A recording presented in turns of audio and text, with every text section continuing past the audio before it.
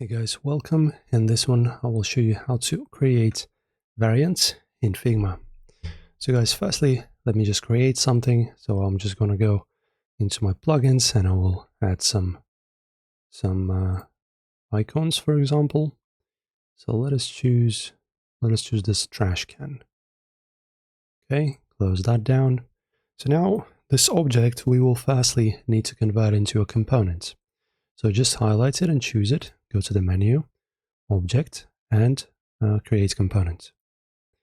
Okay, now this is done, so you can pretty much do this with anything, just make sure to convert it into the component first, and when you do, as you can see, we'll have this little icon in here that didn't exist before, as you can see, this one, now, and just next to the name.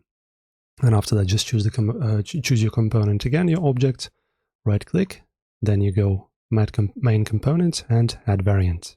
So this is going to be your button to create a variant. Click on it, and now as you can see, we have a new one. And to create even more of them, I can just zoom out, for example. If you want to create more, just press on this plus. And as you can see now, you can easily create variants, as many as you want.